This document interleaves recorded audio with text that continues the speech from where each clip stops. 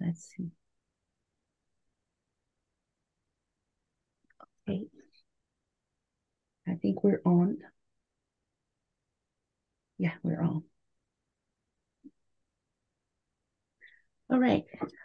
所以各位朋友好，欢迎来到全媒体新闻台美国晓言论坛。今天是10月30号，现在时间是美西时间的下午1点12分。那我们今天又请来我们的重磅嘉宾，好，前 FBI 的助理局长 Tom。他呢上一次是在弗吉尼亚的川普酒庄接受了我们的一个实地采访，今天呢我们又把他请来哈，更加深入的来谈一谈我们很多听众的一些问题，以及上一次的采访我们没有完成的问题。好 ，Tom, how are you? Welcome. I'm fine, thank you. How are you today? Very good, thank you so much. You look very nice. You look very nice today. Also, thank you. You too. Thank you. So last interview, we have lots of feedback, and people just really appreciate your service and the truth you're telling to the world. So today, I think we're gonna focus on something like a real thing happened in FBI, which lots of people really want to know, want to understand. But first of all, please let me introduce you. Your bio, what you have done to this country, and what your working experience, etc. Okay. okay. All right, thank you.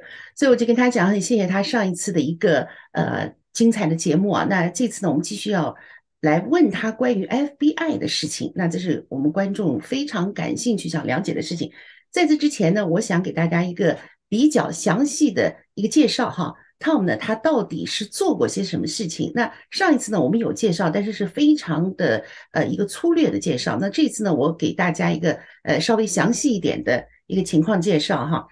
Tom 呢，他是在2009年到2019年，他是在这个 CNN， 他做这个高级的分析师哈，所以他在做节目的在 CNN。rather than 担任这个 FBI 的这个职位哈，在这个他的业余的时间，他去给 CNN 去做这个分析师。他呢担任联邦调查局的这个助理局长，曾经哈。那另外呢，他在联邦调查局是工作了29年，那其中11年是担任美国政府高级的行政人员。他领导了这个国际行动办公室。这个办公室呢是位于就是负责监管在华盛顿特区的联邦调查局总部的一个办公室，实际上可以理解成联邦调查局的一个监察部门。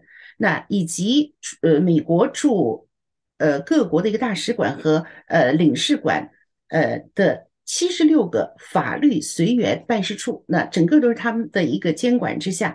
另外，他是国际刑警组织执行委员会的成员。那他在联邦调查局北京法律专员办事处和全世界各地其他办事处的建设当中发挥一个重要的作用，因为他是他们的这个监督部门哈。那另外哈，Tom 呢，他是第一位驻伊拉克的联邦调查局的执行现场指挥官这个是非常了不起的一个经历哈。那另外呢，这个联邦调查局总部的这个有组织犯罪科的这个科长。所以他对这个有组织的犯罪是一个专家哈，是调查的一个专家。那另外呢，他是印第安波利斯联邦调查局特警队的这个成员，后来是指挥官。那他呢，也是1996年亚特兰大夏季奥运会的联邦调查局的联合指挥官。好，所以呢，他是在联邦调查局有非常丰富的这个经验。一方面是美国国内的一个执法，另外呢，他还担任了这个联邦调查局各国的机构这样的一个监管。那所以他对联邦调查局可以说是不是一般的熟悉，是相当的熟悉啊。那另外，我们刚才说他在 CNN 担任这个高级分析师，那同时他还为国家地理杂志、历史频道、国家地理频道、历史频道和 Netflix。主持电视纪录片。另外呢，他也在很多大学任教，比如说乔治城大学 Georgetown， 还有乔治华盛顿 George Washington 的那个学校的法学院， George Mason 大学，还有普林斯顿大学的这个公共和国际事务学院，他都在那儿教书。另外，甘农大学和澳大利亚的这个大学都是一个资深的业界的一个教授，所以呢，他的经历是相当的丰富。好，那所以呢，我们接下来今天要问他的这个第一个问题就是说他是什么使得他决定要出来说这些事情？So Tom, you have a very long, great working experience in history. Thank you so much. And so for the first question today is, what makes you decide to come out and tell the truth and tell the people? Well, for me, I was very proud of the FBI. I served as a special agent almost 30 years. Prior to that, I had been a police officer for six years outside of Chicago. But as I was growing up, my father was a police officer, and many friends of his were in the FBI. They were FBI agents. So from an early age, I think probably about 5 years old, I wanted to grow up and be a special agent of the FBI. Really? So for me, when I finally became an agent at age 27, I was extremely proud of that fact. And then all through my career. Sure. And then later to be a senior executive, to travel all over the world, and then also to be selected to be on the executive board of Interpol. Again, all of the countries I visited, everybody around the world, including in China, including in other countries where I opened FBI offices, they regarded the FBI as the best law enforcement agency in the world. And so I was very proud of that. Now, I had to retire in 2008. In the FBI, when you're a special agent, when you reach 57 years old, you hit mandatory retirement. And that's not just for the FBI, that's for law enforcement agents of all of the federal agencies. So DEA, FBI, Marshals, ATF, all of us, if you are a sworn special agent, that means you're carrying a gun, you're investigating cases, you're working with prosecutors to prosecute cases. At that level, when you reach 57, you have to retire. Now, for analysts, they don't have mandatory retirement. So they can work well into their 60s if they're an analyst, but they don't have arrest authority. They don't have authority to carry weapons. They don't have that. They just analyze information that comes in from other agencies, that comes in from our own investigations. So for me, at the end of 2008, when I reached age 57, that was it. I was out. And so at that time, I was hired by CNN to be an on-air analyst, and I did that for 10 years with CNN. Right. And then around the time and then I did other consulting. So I have my own consulting company, Quintus International LLC, and I go around the world consulting to police executives around the world on a number of topics. So because of that, I was on the air with CNN quite frequently. In 2019, CNN started to become more and more left-wing during the Trump administration. And so I was always tried to be the voice of reason, tell the truth, down the middle, not try to slant it left or right, but have it be truthful. And, some people even at CNN said, "Oh, you're just a Trump guy." No, I said, I'm a truth guy. Sure. I like it. So if Trump was doing something I agreed with, I'd say so. If he wasn't, I'd say that also, even to this day. So anyway, in 2019, CNN and I decided to part ways, and I became more independent. I did interviews with if you're under contract, like with CNN, then you cannot do an interview with another cable news channel. Now, I could do radio, I could do newspaper, but I could not do filmed TV interviews or recorded TV interviews or podcast, even only CNN. So by mutual agreement, we decided that I was going to become independent of that. And I was doing some other consulting. I'm also vice president of a company, Morris and McDaniel, Incorporated. And it's a company that specializes in police applicant screening. They conduct tests. We do that all over the world.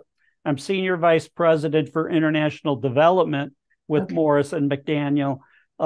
Recently we tested the Fiji National Police. We've tested the Uganda National Police in Singapore, in other countries. So we've been all over the world testing police agencies and doing a very fair assessment of that. Now, the Morris Company also does U.S. police agencies, such as New York City Police Department, but I'm more involved because I ran international operations and have contacts all over the world. I was hired for the international development of the company to help obtain international contracts. So I still do that. I'm still with Dr. Morris, helping obtain contracts like that. So as I mentioned, we were just in Fiji this past October and tested there. So and then I give separate consulting to police agencies on executive issues like establishing an emergency response program or tactical response program or negotiator program or SWAT operations. So I do those kind of consulting operations also. I see. And separately, as I mentioned last time. Long statement. So can I just translate? I'm sorry. Yes, go ahead. Yeah, it's okay. Yeah, it's a lot. I really enjoy to listen what you have done. It's wonderful. All right， 所以他讲就是说，他实际上就为什么我们的问题就是为什么你这个时候想站出来说这些的 truth 啊？他就是说他从小的经历，他说他的父亲就是一个警察，那他这个家庭很多的朋友都是一个警察。We talk about the family history。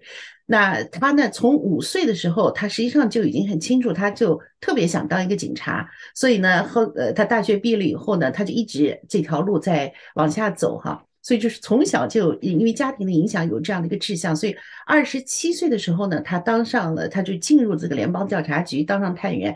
他非常非常的为这个联邦调查局感到骄傲啊，这是一个非常受人尊敬的一个机构。那在他当时进入联邦调查局的时候，所以他在那呢一干就干了29年。那之后呢，在联邦调查局当中呢，他也被一步一步的就是往上提拔哈，最后呢升到一个位置，那他可以去进入到联邦调查局在世界各地的这个办事处的这样一个管理。那他呢是一个叫做 special agent 的，就是特别探员。那这些探员呢是去办案子的，就是我们看到的就 detective 去办案子的，是佩戴枪的哈，这样的。那后来呢，他也是因为这个工作比较出色，所以他后来又是国际刑警组织的一个执行委员哈。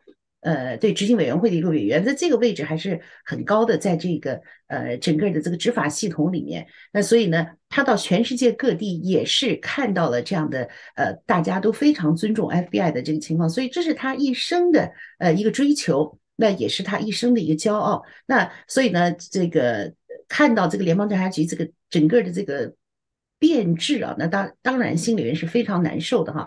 所以这是第一。第二呢，他谈到了他2008年57岁的时候呢，是按照美国的规定，就是美国所有的这个司法机构啊，凡是这种叫 special agent， 就是特别探员，是配枪的，出案发现场的，这一部分人呢，是到了57岁是强令必须要退休的。但是呢，如果你做这个分析师啊，那这个就没有这样的强令。所以说他在2008年退休以后呢，他就跟 CNN 签了一个 contract， 那跟 CNN 呢就做这个政治分析师。所以大家有人看 CNN 节目的哈，可能我会看到他，这在他比较年轻的时候啊，那他这个 CNN 呢，他工作了10年。2019年他离开了 CNN 的主要原因啊，就是说，因为他发现 CNN越来越左，而且讲的很多事情是不符合实际情况的，所以呢，他作为一个评论员呢，他就常常站出来要讲他认为是一个真实的事情。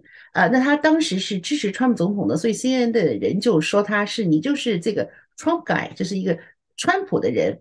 那这个时候呢，Tom 讲了一句非常好的话，他说我不是 Trump 的人，我是事实的人 ，Truth guy。我是一个事实的人，我讲事实。那川普同意我的，那我当然是川普说的，我认为符合事实，我就当然是同意他。如果川普不符合事实，我就不同意他。他说我这个观点到目前为止还是一样，所以我不是哪一个人的人哈，不是哪一个人的人，我是 the truth guy。所以这一点哈，我觉得这个 Tom 是非常棒的 truth guy。非常好，这是他坚持的一个东西。那同时呢，他还为很多的国内的和国际的警察局去做警察的特别训练，因为他是在警察局做了5年之后，进入了 FBI， 都是一个就是相关的一个执法机构。那现在呢，其实还是在做这样的一个警察培训、警察的一些这个高阶警察的以及高阶警务工作的这样的一个。实际上咨询啊，他是在乌干达，他刚才说了，也在美国国内哈，另外还在一个国家斐济都在做这样同样的一个工作。So that's a long, long statement. Well, to Thank you. follow up on what you just said, I am still the truth guy. Yeah, you're still the truth and guy. I co-host a podcast Okay. On several platforms, which is called Operation Truth. Operation And we Truth. post new episodes every Tuesday and Thursday, approximately 7 in the morning Eastern time in the United States. And it goes on YouTube, Spotify, Rumble, TikTok, Amazon, Apple Podcasts. It goes on all those podcasts. And the name of it again, Operation Truth, with Lou Palumbo and Tom Fuentes. We are the co-host of that. Sure. And we talk about the things that are going on, whether it's law enforcement or national security, some of the issues, not just affecting the United States, but all over the world. Sure， 他就是说，他实际上现在还在有一个节目，他再推一下他这个节目，我也帮他推一下，叫 Operation Truth， 这是一个 broadcast 的这个 podcast。那他在很多不同的平台上，在 YouTube 上、Rumble 上，甚至 Amazon 上、Twitter 上，所有你能想到的这个 platform 这个平台上，他们都有。那他们2个人。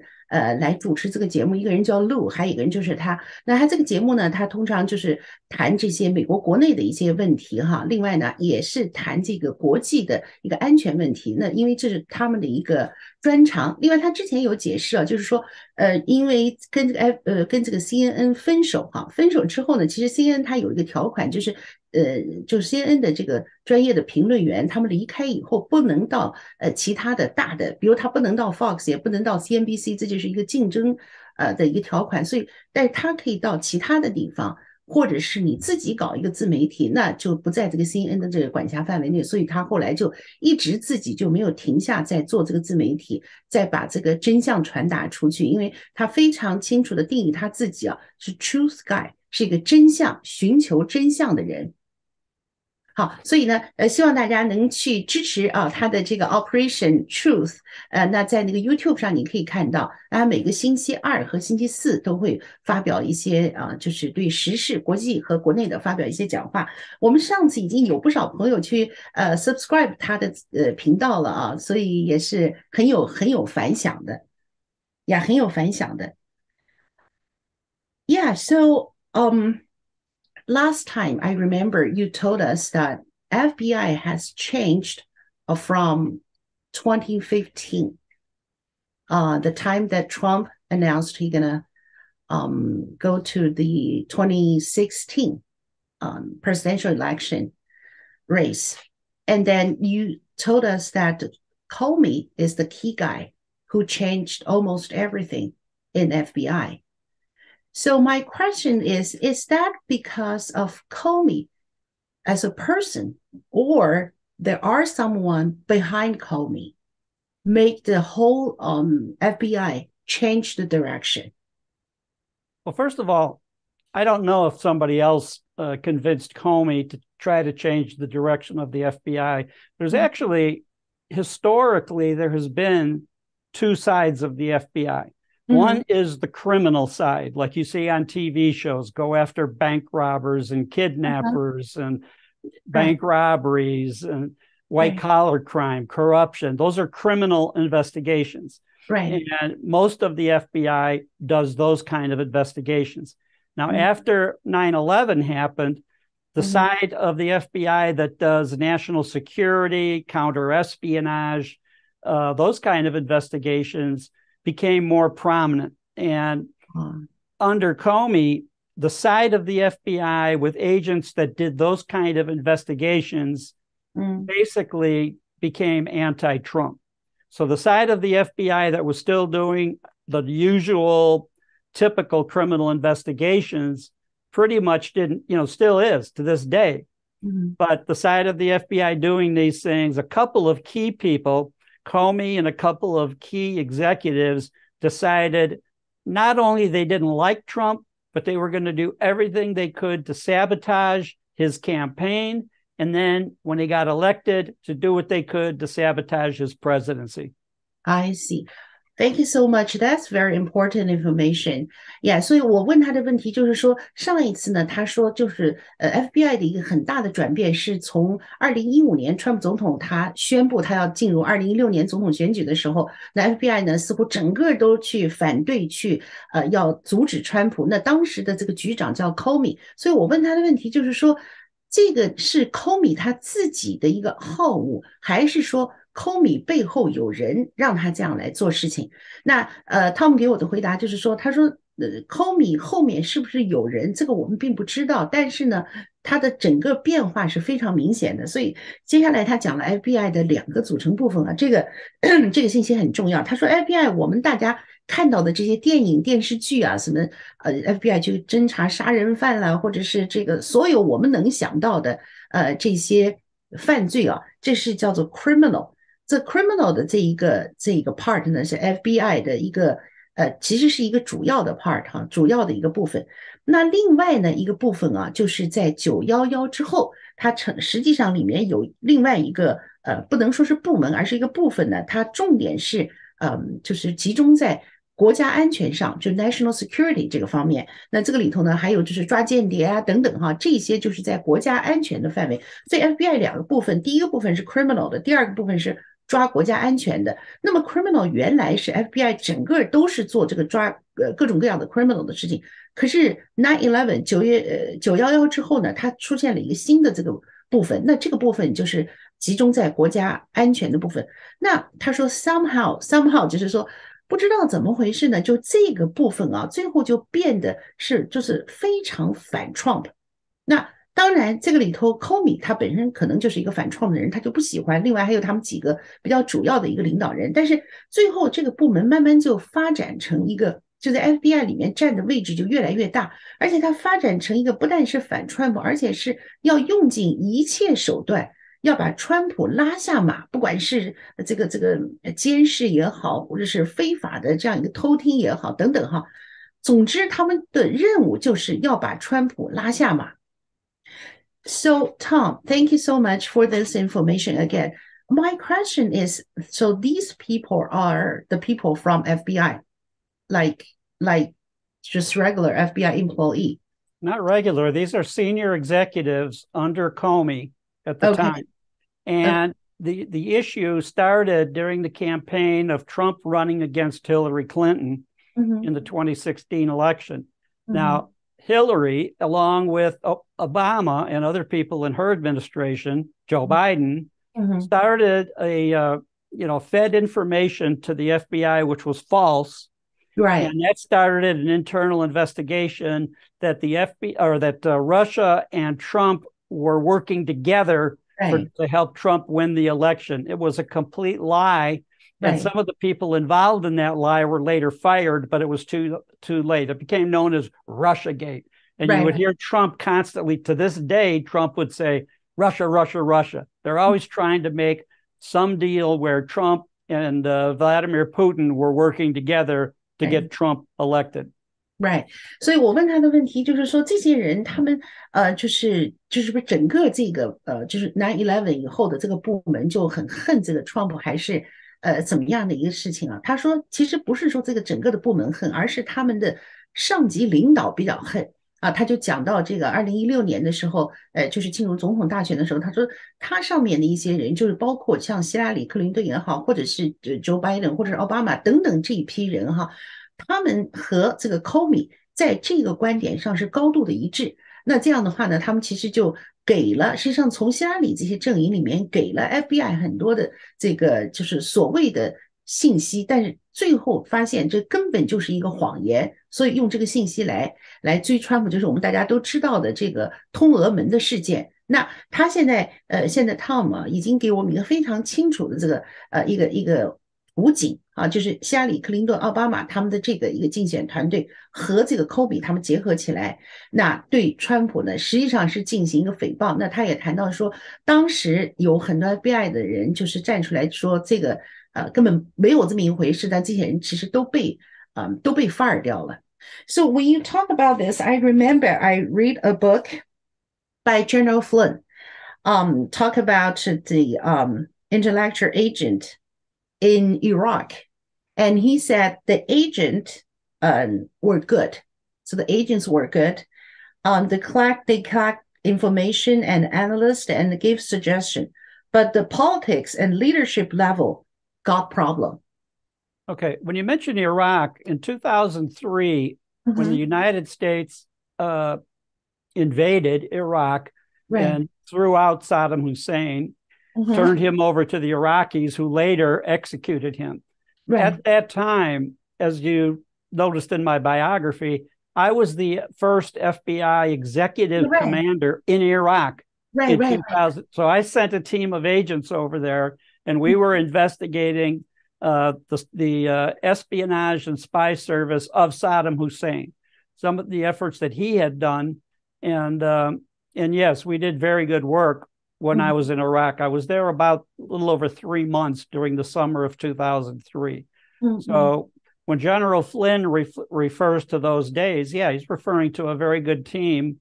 Initially, I was the leader, but we brought in new members, every couple of months to keep, because a very grueling environment, 140 degrees Fahrenheit each day in the summer. We worked 7 days a week from 6 or 7 in the morning until close to midnight. So by the end of 60, 70 days, it was time to bring in a new, fresh team and start that over again. But yes, the FBI, we did good work in Iraq at that time.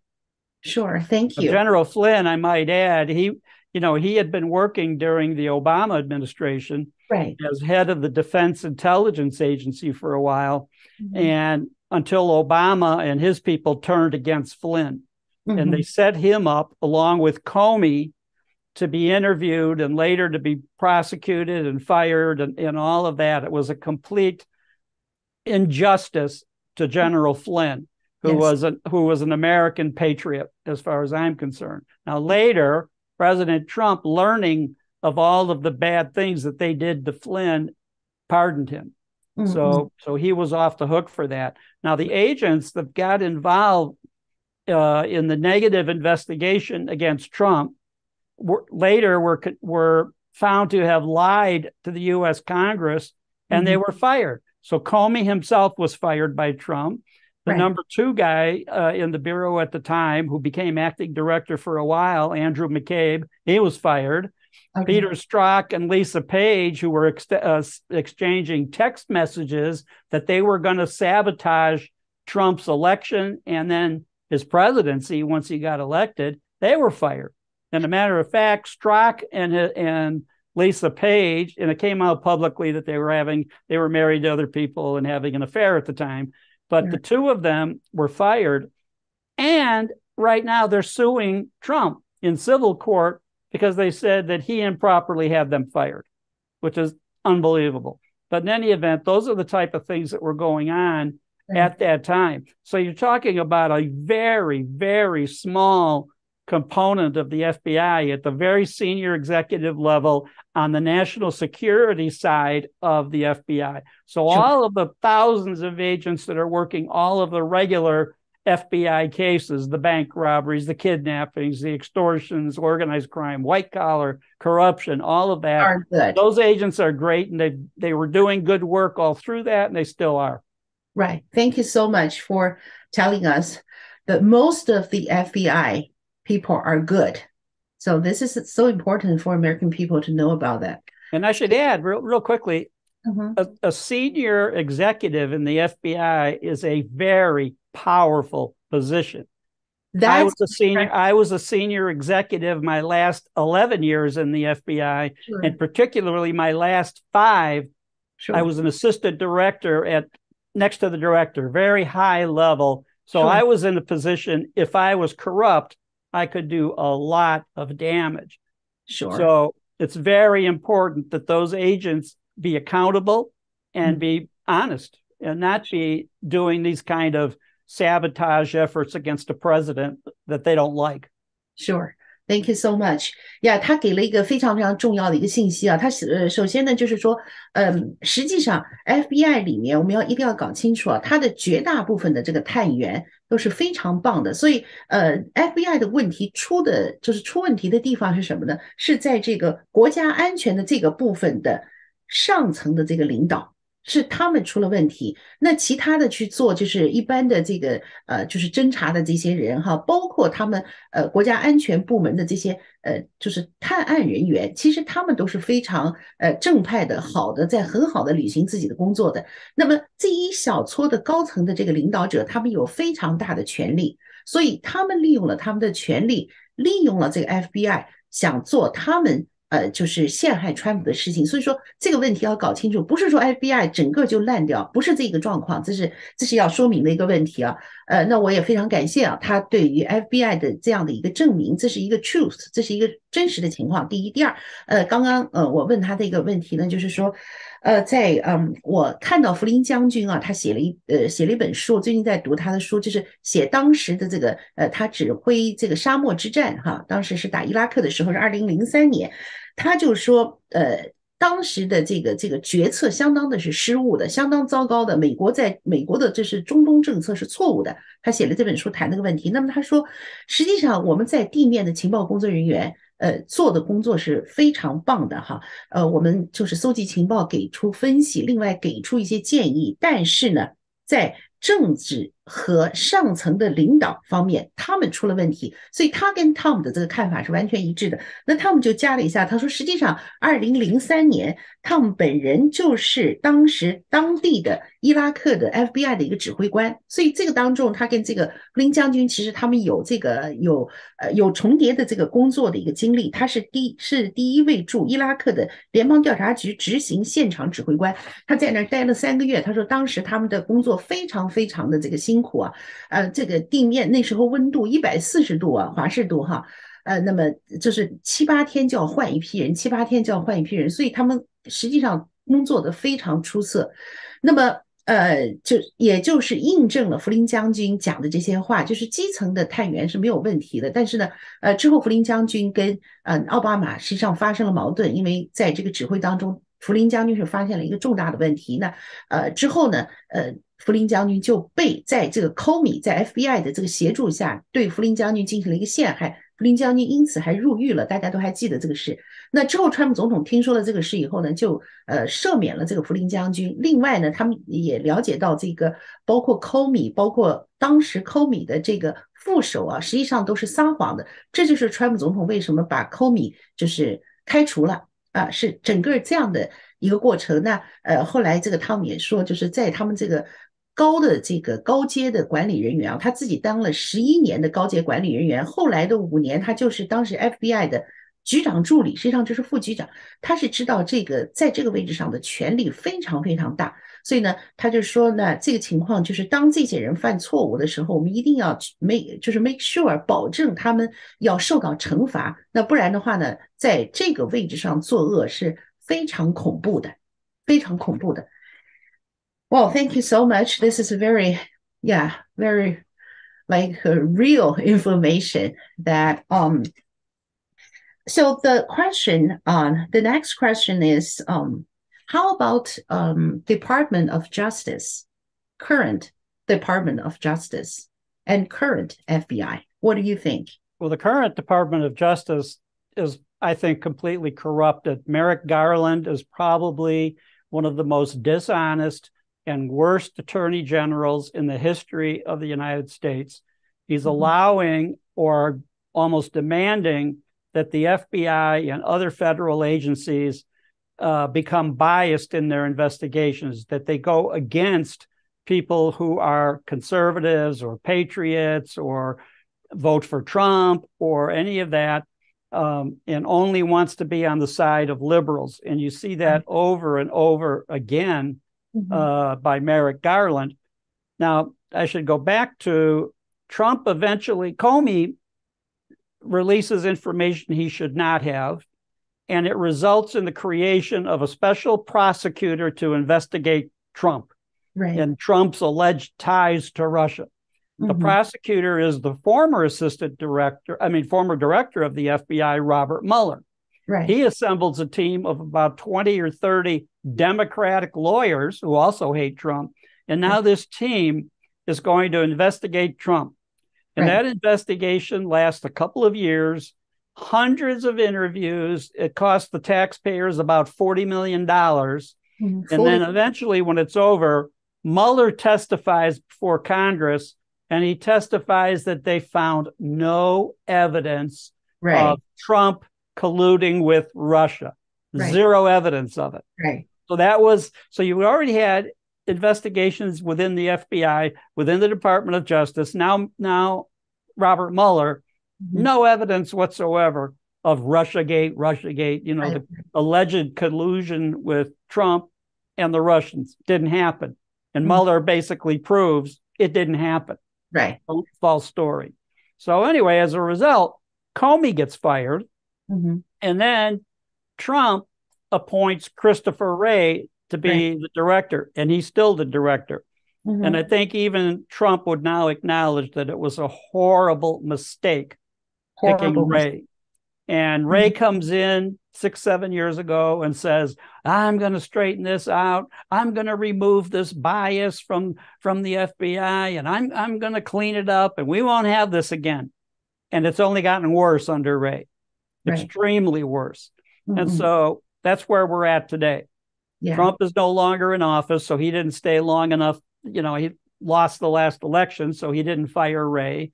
Biden comes in, appoints Merrick Garland, and Garland and Wray, because they go after anybody on the Trump team, whether it's Trump himself or a Trump supporter or citizens at school board meetings or other areas that express support for Trump or are against what's going on, the liberal Department of Justice, the double standard, they go after them. So you see that going on to this day. So 我问他的问题就是说，我想问问他对现在的这个司法部现在 FBI 是怎么看的？他说现在的司法部是非常非常非常糟糕，他用了好几个非常，他说现在的这个司法部长就是 Garland 呢，他应该说是美国历史上最最最最腐败的一个司法部长。那他允许而且鼓励这个司法部所有的这些执法的机构是带有极大的偏见来处理案子。那实际上他们是对保守派以及对川普的支持者，可以说是用围追堵截的这个方式来进行一个迫害，进行一个这个压制。那这是就是非常非常严重的一个情况那是比以前糟得多得多。那另外呢，他又谈到了这个当时对川普通俄门的这个调查他说是这个 Comey 呢，他就允许这样的一个调查，鼓励这样的一个调查进行，就叫 Miller 过来做这个调查。那 Miller 呢，组织了50-60个律师，那这些律师竟然全是民主党的律师来调查川普的这个通俄门，花了是纳税人大概4000万的这个资金之后，最后他自己到国会作证 ，Miller 说没有发现任何通俄门的事情。那这个事情直接导致了这个 Comey 的下台。那么 Comey 下台之后呢，上来的这个新的局长呢，就是 Christopher Wray。那 Tom 的意思是 Christopher Wray 是糟糕的不得了的，非常糟糕的一个局长。他说这是一个川普总统当时命名 Christopher Wray 应该说是个 horrible mistake， 这太大的一个错误，太可怕的一个错误了。那这个人上来实际上不仅没有使情况变好，而且呢是使情况变得比以前糟得多得多得多。那现在呢，这个拜登上来了之后呢，实际上是对他们的这样一个极其充满偏见的一个执法呢，大家的一个鼓励。那我们看到的一个局面就是川普就是离开了白宫。那现在所谓的这个自由派就是极左派对这个保守派呢是极端的打压，用各种各样的方式在打压。So it looks like the DOJ and FBI is like a weapon to the people they don't like. Exactly. Yeah. Exactly.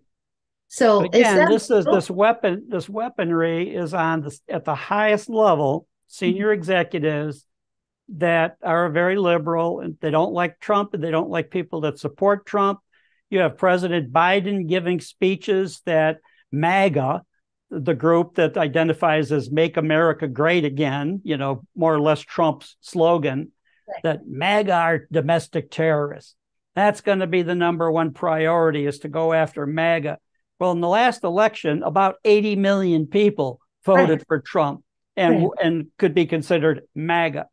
And now all of a sudden, that's been the FBI's top priority. They've said that just recently, within the last couple of months, that they're going to be priority one. They're the biggest threat to the United States, MAGA. And then you have, other issues like that are continuing, as far as Biden is concerned, to be the biggest threat to U.S.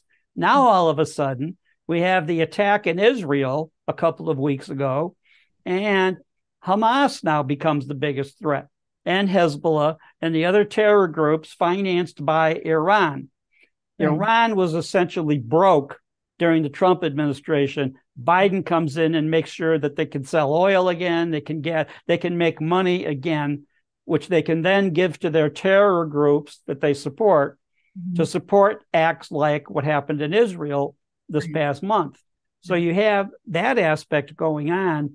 And now all of a sudden people are saying, wait a minute, President Biden, you have allowed 8 million or more illegal aliens to cross into the United States, mostly southern border, many from the northern border. They're not just from Mexico or Central America or even South America. They're from 160 different countries all over the world, many from the Middle East, many from Africa, many from other countries, and we have no idea. And so suddenly you have terrorism experts saying, several of those out of the 8 million, several thousand could be Hamas. They could be Hezbollah. They could be Al-Qaeda. They could be all of that. And right now, Hamas and Hezbollah have bases in Mexico. So it's not just the Mexican cartels that we have to deal with, bringing illegal people, aliens, drugs, you name it, across our border. Now we have these guys right in Mexico, easily can come into the United States, easily could obtain firearms, explosives in the United States and do an attack.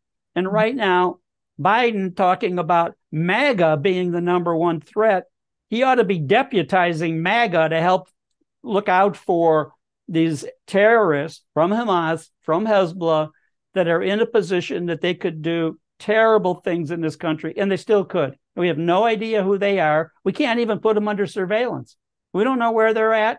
They're on their own. They didn't have to get visas or any other entry papers that might list relatives or friends in the United States. We have no idea. They are free and loose in the United States, and they hate us. Right. So what's that possibility? Right.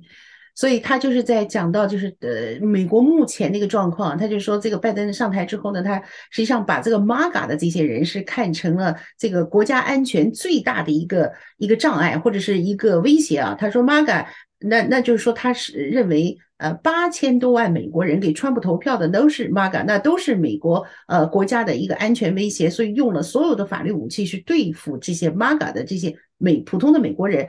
那同时呢，我们现在看到在中东啊，以色列跟这个哈马斯有这个激战。那哈马斯的一个最大的一个支持者呢，其实是伊朗。那他说当时在川普总统的时候，伊朗几乎已经就破产了，他根本没有力量再去支持像哈马斯这样的一个恐怖组织。那拜登上台之后啊，他就去给这个伊朗，实际上给伊朗松绑，那使得伊朗呢又有了非常雄厚的这样一个资金。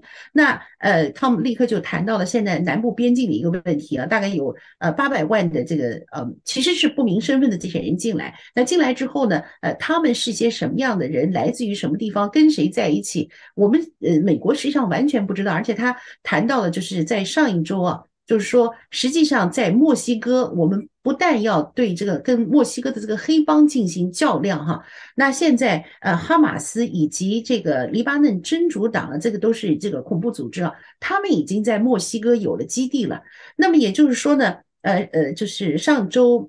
美国的这个国家安全部门的一个负责人就是说，目前估计大概有几千人哈，就跟着这个入侵者的大潮已经进到美国来了。那这些人，他们实际上都是恐怖分子，都是或者至少是恐怖组织的人员。他们到美国来之后，他们的境况，他们在哪里，和谁在一起等等，美国一无所知。所以，其实美国现在是一个非常危险的一个状况。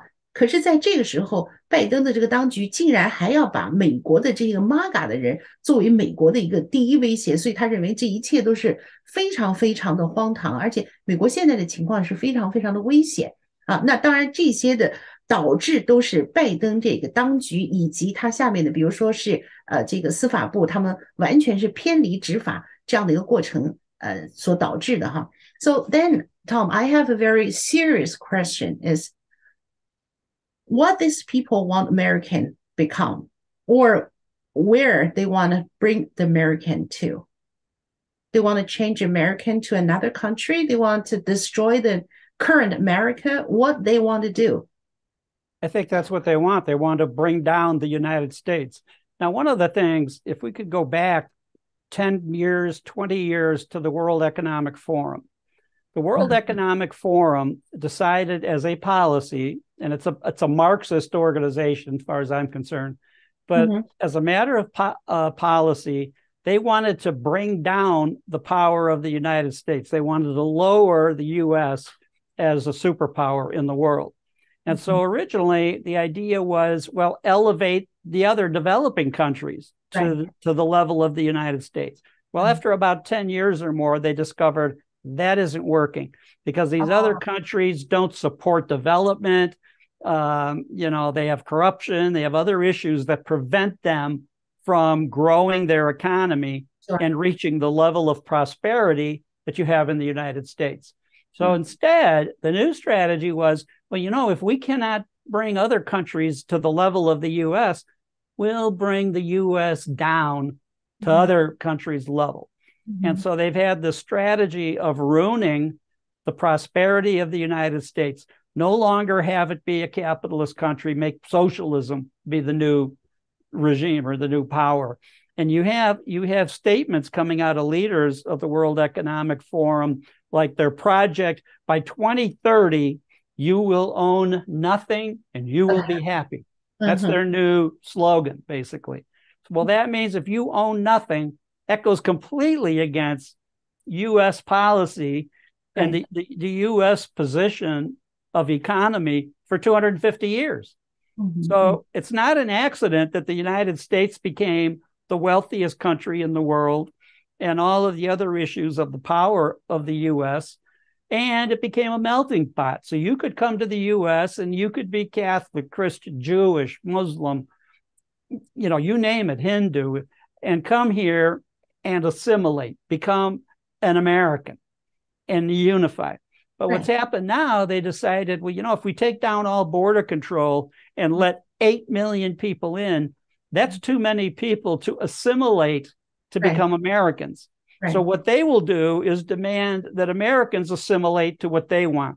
If they're Muslim, assimilate to Sharia law, or if they're if they have some other foundation of their philosophy, everybody in the U.S. should do what they want them to do, not vice versa. And so now many Americans are looking at this saying, wait a minute, you came here. Why did you come here? You came here because you thought the U.S. represented the best economic opportunity, social opportunity, freedom, all of those issues you come here for. But when you get here, you reverse and want to destroy all that, put yourself in charge and diminish the prosperity of regular Americans, diminish the middle class of the United States. And that's what's occurring right now. There's too many people that have come in under the Biden administration to assimilate them, to learn English, to learn our society, to learn it. Now, the immigrants that are legally, I mean, the refugee, whatever, who came in legally, like my wife, other friends of hers that have come in that were Chinese, but many from other countries throughout the world, they came in, they had to learn history of the U.S. They had to take tests to show that they knew something about our Constitution and our freedoms and our history, and then all kinds of medical tests and other exams before they were allowed to even get permanent residency, to get a green card. Then after a couple more years, apply and become naturalized U.S. citizens. And that, you don't see that with all of these 8 million. There's not going to be any ceremony for them. The other side of that, now Trump has said if he becomes president, he's going to send them all back. Right. You just say here to stay. There's not enough law enforcement officers, border patrol officers, you name it, to round up 8 million people and put them on planes and send them back to wherever they came from. It's not going to happen. So these people that have come in, they're pretty much here to stay in the United States, and there's not going to be too much anybody can do about it. And Biden knows it. The administration knows it. George Soros and the others from the World Economic Forum know that this amount of migrants coming in illegally are destabilizing the United States and are going to help bring the U.S. down to everybody else's level. That's what they want. What is the purpose of bring the American to the level that everybody has, the lower level? What is the purpose behind that? Because they hate the United States. They hate that the United States has been successful. They hate that's why they follow Marxist doctrine or socialist doctrine, that they don't want this country to be successful. They want to bring it down to other people's levels. Now, if you look at the levels of some of the other countries that they talk about, Venezuela was once one of the most prosperous countries in South America. Now look at it, basically a welfare state. Or Cuba, or if you look at China, for example, under Chairman Mao and under the Cultural Revolution in the 60s and all of the things Chinese people went through and still go through under Xi and the CCP of China. Or you look at the revolution in Russia in 1917 that causes Russia to become the Soviet Union, become a communist state, until it collapses under its own incompetence and corruption. In 1991, basically, Soviet Union ceases to exist, becomes the Russian Federation. Now, what's interesting, most Americans do not know that the Russian Federation, under Soviet Union, abolished basically religion, eliminated that. The religion is the state. The government is your religion. But since the revolution, since 91, when the Soviet Union no longer existed, later Putin comes into power. Russia today is a Christian Orthodox country, and Putin himself. So they're no longer the evil communist empire of the Soviet Union. But most people don't know that. Most of our schools don't teach history or geography anymore. So most American students are not learning who's who did what, how all of this works. And that's why now they're listening to this propaganda of how evil Russia is, how evil Putin is. Well, we might not agree with everything they do, but they're not as evil as they're being told. That's right.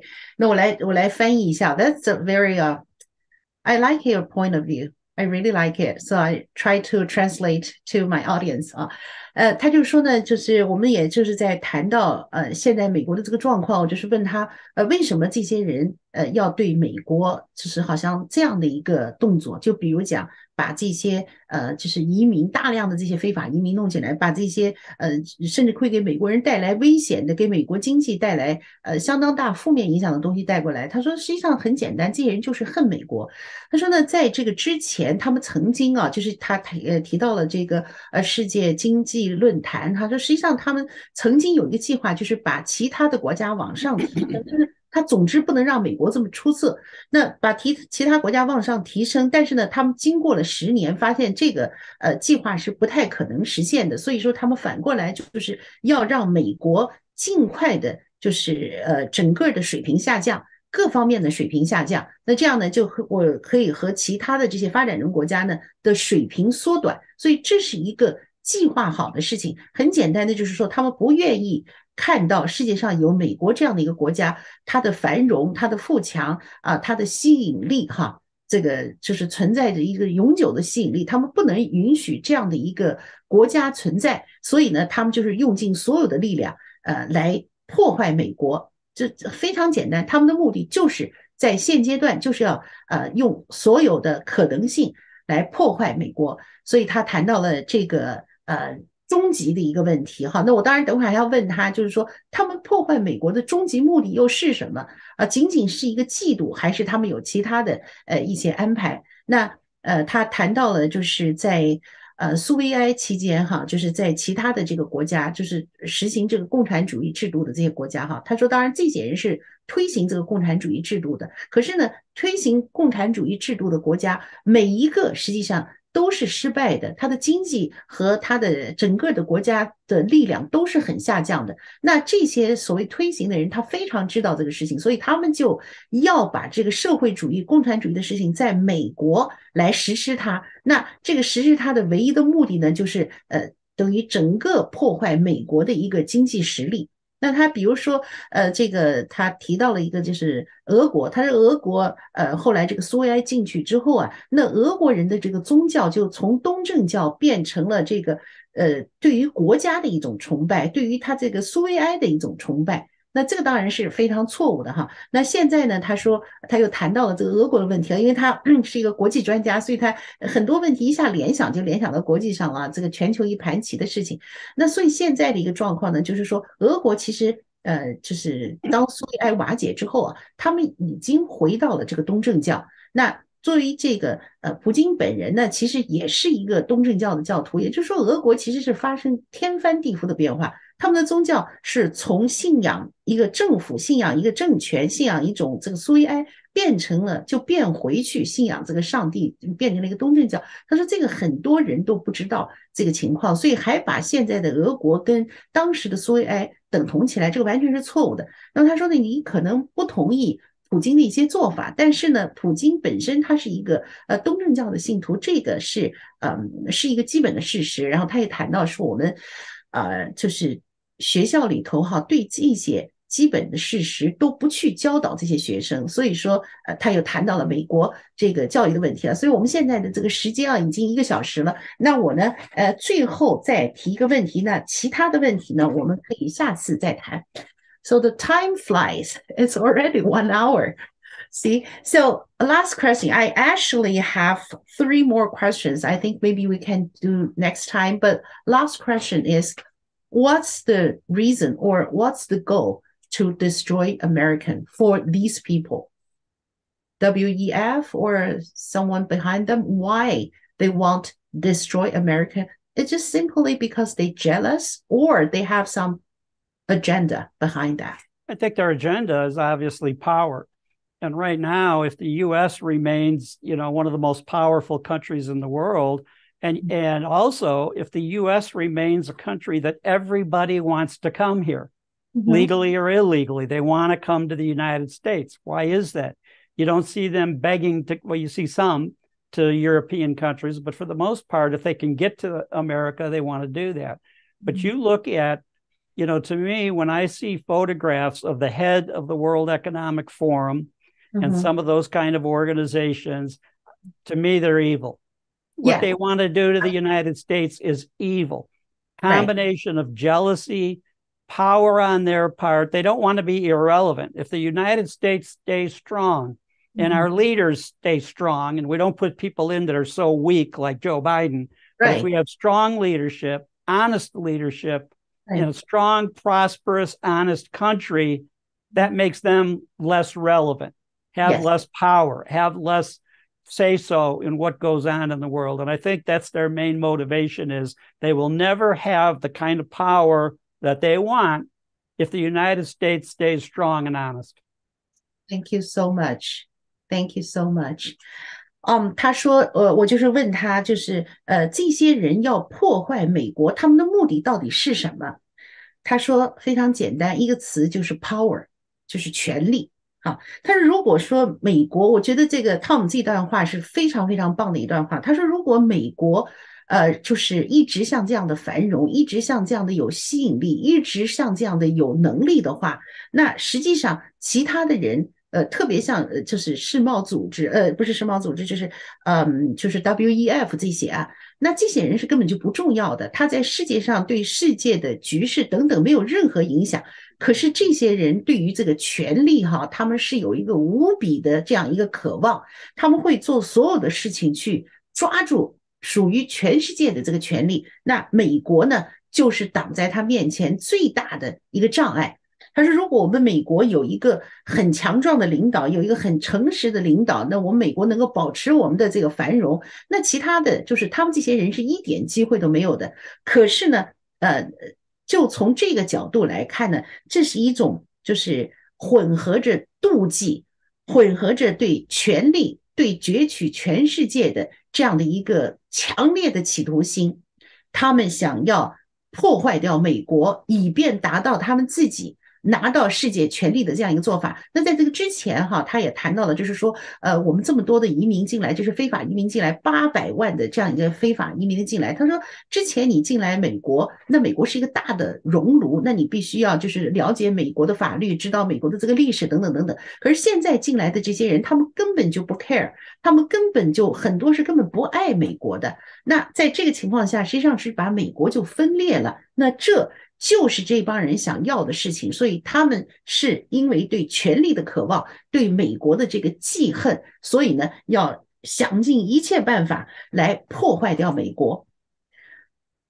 Thank you so much, Tom. I learned a lot, and I'm so glad that you say something from your point of view.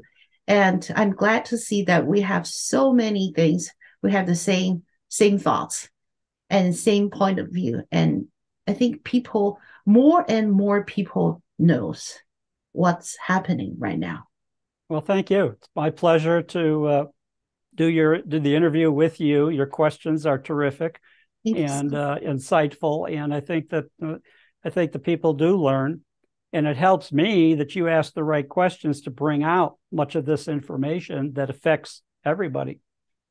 So you said you have more questions. That's fine. We can do it in the next interview. And by then, things in the world will change. We'll see what's happening now in the Middle East. I think that's going to change, possibly for the worst, if we don't see negotiations start up.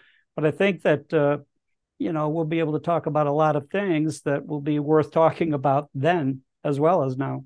Right. It's changed every day. Right.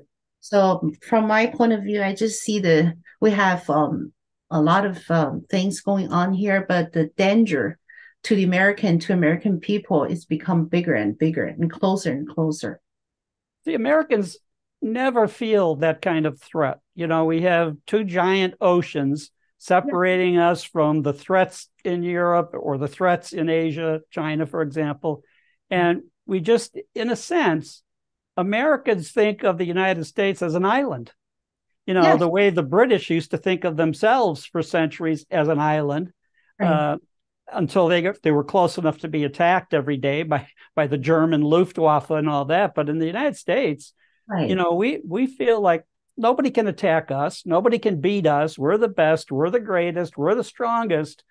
And all these liberal policies, nobody wants to talk about. Our military has become weak.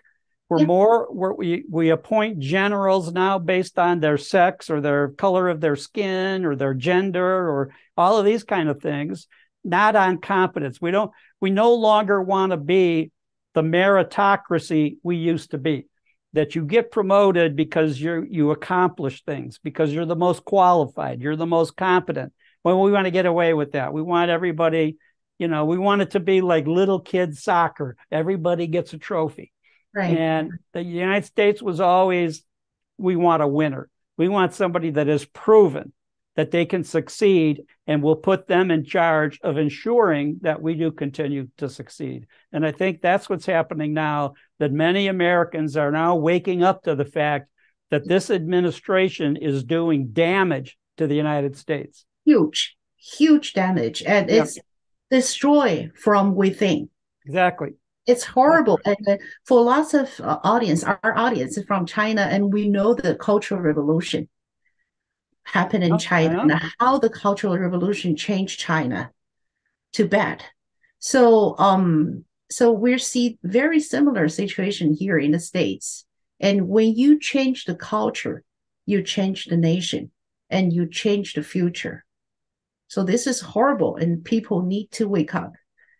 And please allow me to translate what you said, that people always think that Americans island, we're safe, right? But now the whole thing changed because they're doing the operation of destroy from within. 他刚才就是跟我们讲了一下，他就是说，就是很谢谢大家哈，也是就是这个互相的这个提问哈，回答是能够让很多的问题更加清楚啊。那他也讲了，他说其实我就跟他说，我其实感觉到现在美国的问题已经越来越大，而且危险越来越接近了啊。他同意了，他说其实作为美国人来讲，从来没有觉得过美国会这么危险的。他说因为我们两边有2个大洋，所以美国人基本上认为自己是一个 island， 就是在一个岛上，不可能有危险的，是有天然屏障的。但是现在美国所感受到的危险，而且现在美国所经历的危险，的确就是一种实实在在的一个情况。所以呢，希望有更多的人更快的来觉醒。那下一段呢，就是下一次我是很想跟他探讨，就是我们还能做些什么事情啊？既然危险来了，逃避是不是一个办法？我们必须起来去战斗哈。好，那all right, so I'd like to take about a few minutes to share with you what the feedback is. Yes, thank you. Thank you so much, and thank you, Tom. Great to have Tom again. Thank you so much. And then some people ask, what's the real problem of American? There are so many outsiders get into the U.S. What you just mentioned, that 8 million outsiders just get into the U.S. and we don't know who they are. The background check, we have nothing. Just let them in. So these audience think so some of the outsiders which already in the American is the destroying fact to the country. It's not helping, they're destroying this country. And you once said Christopher Wray is recommended by Mike Pompeo. And he said that, he said, MAGA forever, good job. God bless Tom. And some people said, I love America, so I love President Trump. And thank you for your time, Tom. Thank you so much, Tom. God bless Tom. Thank you for sharing. Well, it's lots of appreciate to you for. Thank you so much, Tom. Yeah, so some people really do understand English very well, and thank you so much for the audience. Last minute, can you just give us a briefing a little bit about what you see, what happened in the country, and what we probably can do to stop the destroying or to change the direction? What can we do? I think, unfortunately, people just, they look at this, friends of mine, like, what can I do? And it won't make a difference. And Biden and the Democrats and the administration are just convinced that they're going to ruin our cities, ruin our country, let everybody in, keep everybody out of jail, let criminals commit one act after another without spending jail time, basically, not even bail, let them out. And I think that, I tell friends of mine, okay, we have the presidential election, and the election of 1/3 of our Senate and all of our congressmen comes up in November 24. Now, right now, that's basically 12 months away. Mm-hmm. So in the United States, our founding fathers said the way to change government in the United States is at the ballot box. Now, we need honest elections. We need, we can't have this corruption like we had during COVID, where drop boxes and mail-in ballots and all of that by the thousands that basically made that election questionable. We'll put it that way. So we need honest elections, but that's how we do it without being violent. And that's the difference here.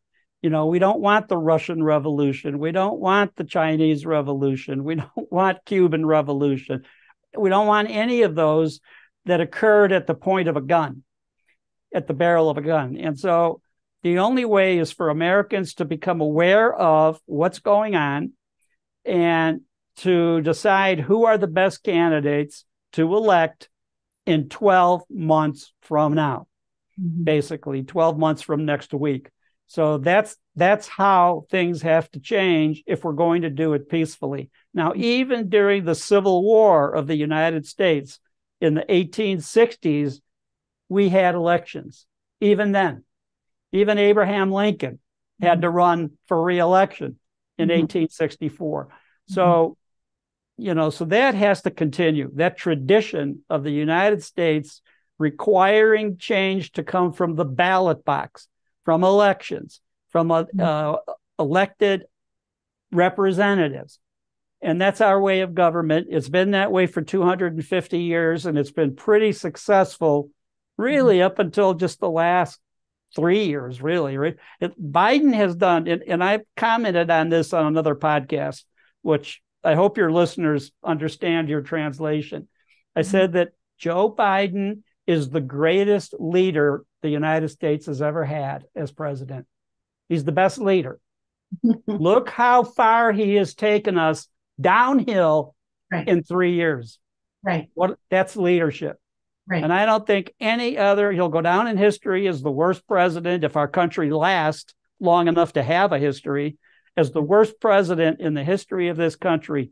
And people will look back and say, how could he do so much damage in such a short time? Exactly. What a leader he is. That's right. That's right. From that standpoint, Satan is a great leader also. Does that mean we want him to be in charge? No. 所以他现在讲的这个事情，真的也是讲出了几乎我们所有的大家都是在有同感的哈，不然可能也不会在这个节目上。I just tell my audience that I think maybe 100% of the audience have the same thought as you. We see what happened.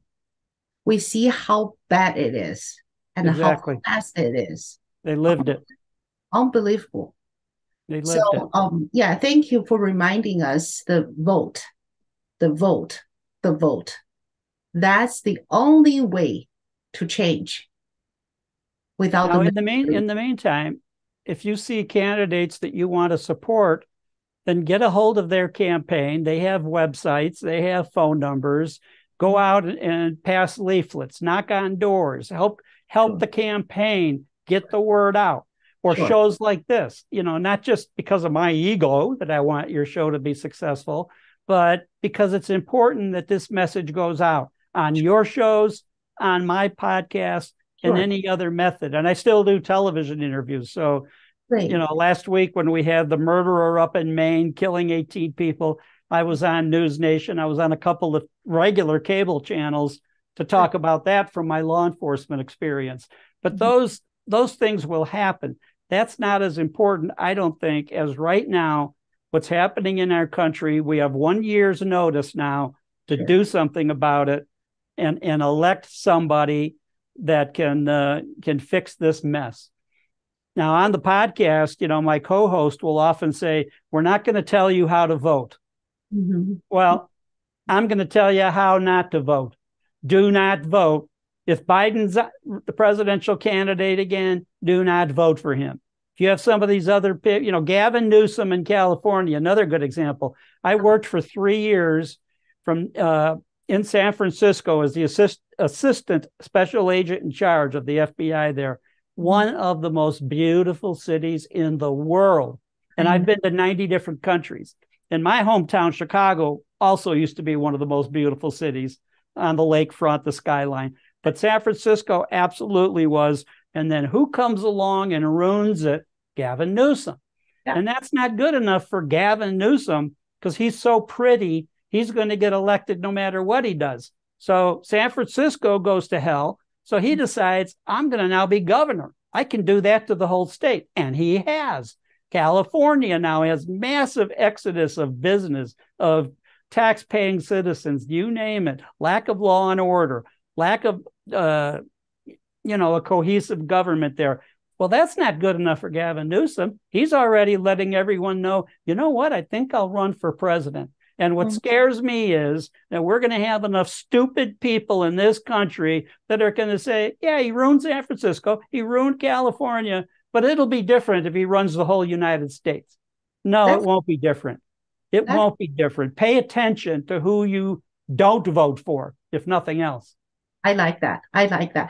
他就是讲，就是我等会儿给大家翻译，因为时间太长，我先让他休息哈。但是他有一句话很重要，他就是说，要让大家非常非常积极的去参加到这个选举当中。他说，当然他在秀里面，他们的这个另外一位秀的主持人就说，我们当然不能告诉你一定要去 vote 谁。那但是呢 ，Tom 说，但是我告诉你谁，你绝对不要去 vote。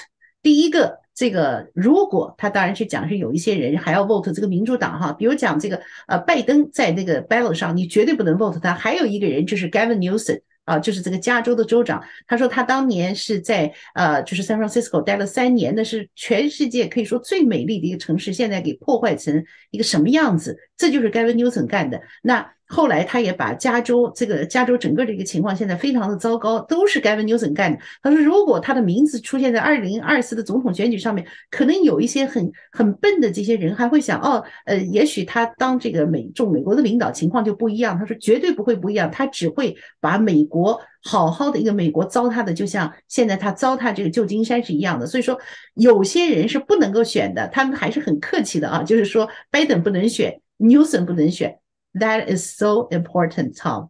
Thank you so very much. And I do have lots of questions, and we can do that next time. Okay, I'll be happy to. Thank you so much. Thank you. I really appreciate it. Thank you, Cheyenne. Yeah, sure. So 我还在这儿，那他先下去，我们大家等会儿再探讨。Again, I like to see you maybe sometime next week. Yes, sure. Okay. All right. Thank you. Thank you. Really appreciate it. Thank you. I'll talk to you then. Bye-bye. Bye. Thank you. 好，那这个让他们下去休息啊，现在这已经1个多小时了哈。那我看一下大家的留言哈。现在政府的作为算不算暴政？如果人民可以拿回来枪去对待，好，这个就是最后一段，我就是翻译给大家听啊，就是说，我想最后的时候让他1分钟的时间啊，说一下，就是说，我们能怎么办啊？其实这是今天我一个挺主要的问题，我下一次再可以详细再问他一下哈。他就说，哎呀，他说现在其实美国人当中有一些的情绪啊，就比如说他的一个朋友，就是说，那我们都看清楚了这个事情，那我们能够怎么办？啊，我们能够就是能做点什么？似乎我们也没有足够的力量来阻止这些事情啊。其实也有不少人有这样的一个思绪。那Tom 的意思就是说呢，他说从现在开始就是下一个月，马上就是11月份了，从现在开始12个月的时间，那2024的这个选举，这是我们作为民众可以做到的一个事情啊。那他说选举，当时他说是 Franklin 讲过的一句话，他说选举是美国人改变国家的一个就是说选票箱是美国人改变国家的地方，是这么一句话。他说这其实就是美国之所以是美国的这样的一个传统，那这个传统绝对是不能丢。如果我们不希望看到美国的这个武力啊，就是大家打起来的这样一个内战的一个情况，那他们说呢，在内战的期间选举仍然是在进行的，不是说打仗选举就不进行的。所以说这是美国的一个立国基础，所以我们要用这样的一个立国基础把这个国家的方向搬过来。他说这个就是我们一定要去做的事情。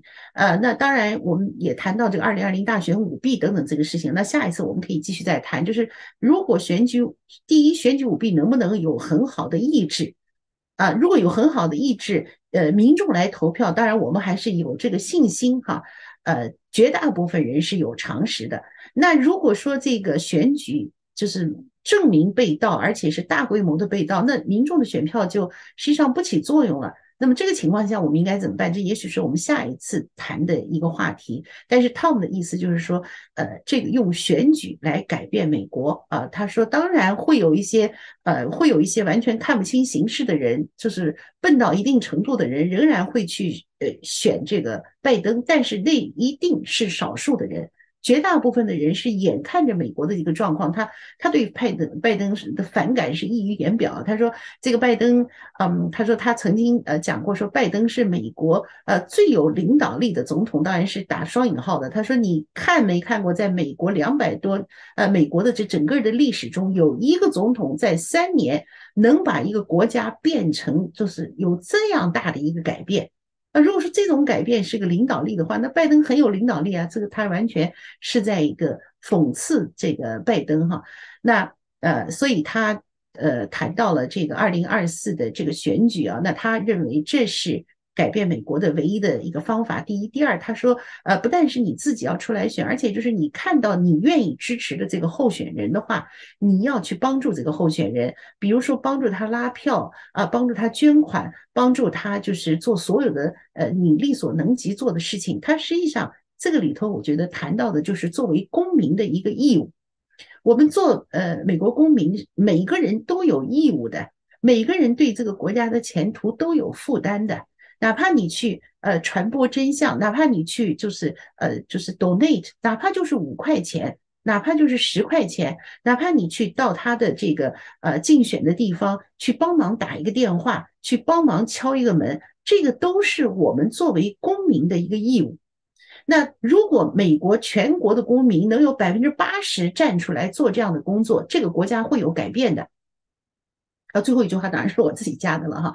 那我加这个话的原因就是说，第一，我非常同意 Tom 的这个观点第二，就是说我们从这次议长的这个选举，实际上就看到了民众参与的力量，而我们考虑到就是在就是投票当中最后我们会发现，比如共和党的投票率竟然连50%都不到，那么另外50%加的人都没有履行你的公民义务。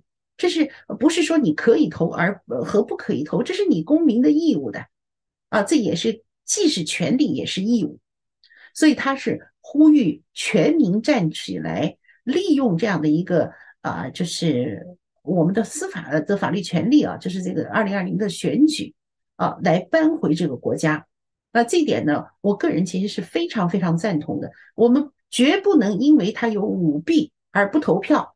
我们是因为他舞弊，我们更加要去投票，更多的人要坚持，要参与进来那像 Tom 呢，其实他以前服务国家现在在这个 FBI 工作，在警察局工作等等，那他现在站出来说这些真相，鼓励大家鼓励这些民众去履行自己的公民义务，其实他也是另外一种来服务这个国家。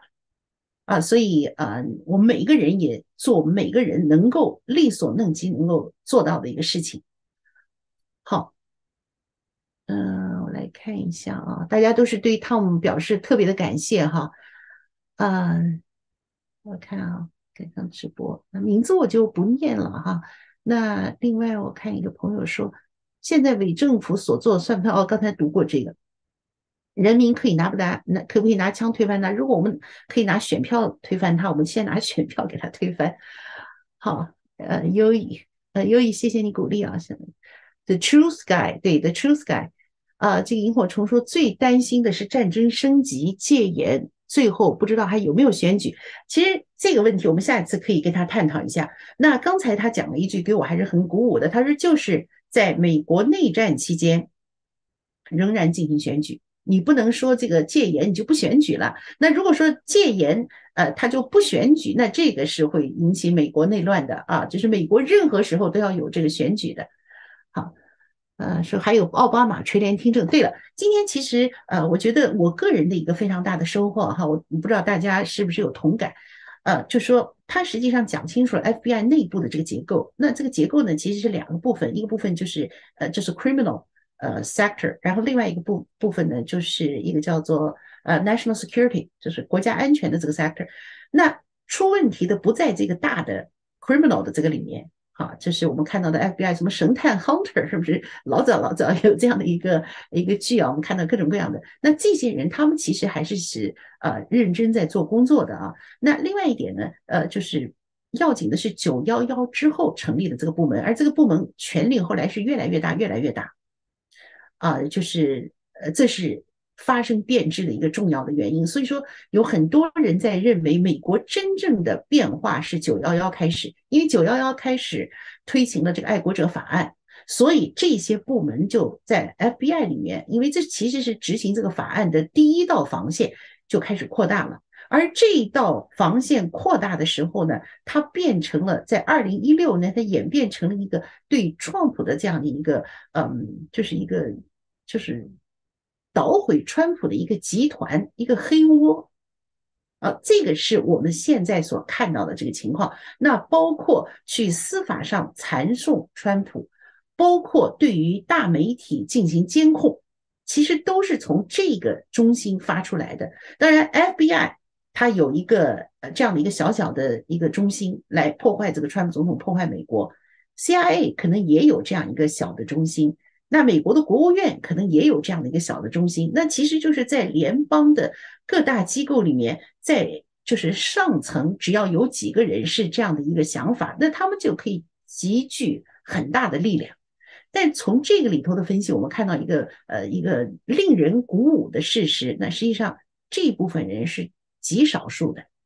这就印证了我们之前的一个判断，就是这个极左派一心想破坏美国的这些人，他是极少数。那么他为什么要这样处心积虑的来破坏美国？我们也很感谢 Tom， 就是 Tom 今天跟我们把这个线连起来了。那实际上他们是在执行的这个全球主义的这样一个计划。那我们以前一直从外界的这个观察有这样的一个推测，但今天 Tom 所说的内部的情况呢，印证了我们这样的一个推测。他们就是想破坏美国，就是这么简单。破坏美国的一个重大的原因是，他们想要一个就是超级强权在这些人的手上，而不是一个自然产生的国家手上。所以他们要尽所有的力量来破坏美国。